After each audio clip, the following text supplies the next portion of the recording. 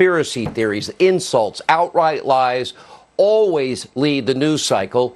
And for 2.5 years, the media has hysterically and breathlessly reported lies, a hoax surrounding Trump and Russia. So it is no surprise we have a brand new Pew Research poll that shows Americans now see fake news as a bigger problem than terrorism. That's their poll. According to Pew Research Center, this country is more worried about fake news than terrorism, so-called climate change, racism, sexism, even violent crime.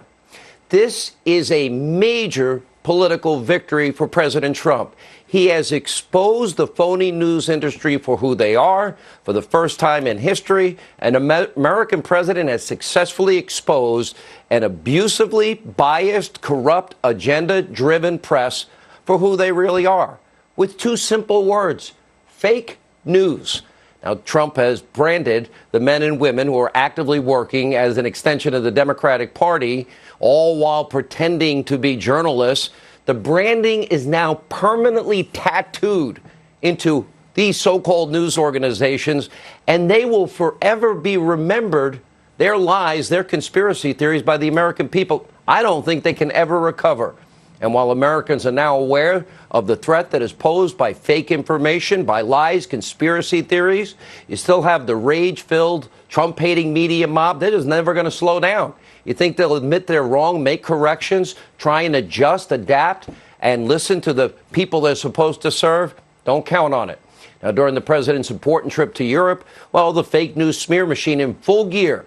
Get this. According to the Hill's media reporter Joe Concha, the president has received mostly glowing reviews from the British press. But here at home, a much different picture. As per usual, we have NBC's chief conspiracy theorist, Rachel Maddow, setting the tone for all of her colleagues. Hateful, baseless coverage of the president's trip. By the way, the ratings are now showing it. Take a look. So I hope you have enjoyed your trip to London, Mr. President. Boris didn't have time for you. All of London turned out unanimously to basically drop their drawers and moon you. Plus, on all prominent buildings in London, things designed to embarrass or upset you were prominently projected and displayed. I think it's very difficult with Trump, though, because he is an egomaniac, and he sees all this as being about him. What's wrong with him? Where to begin? I mean... No, but I'm serious. I mean, narcissistic personality disorder. But he clearly appears less capable of sustaining his own thoughts for longer than 4 to 6 seconds. I mean, it used to be he couldn't follow anyone else's conversation. Now he doesn't seem to be able to follow his own train of thought. All right, now trust me, if Trump were to cure cancer, they would still hate him.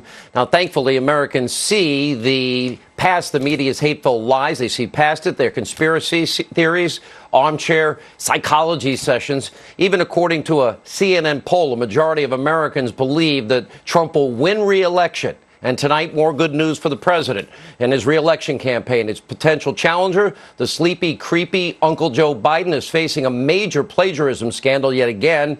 I'm going to address this in part 2 of my monologue tonight. First, joining us with more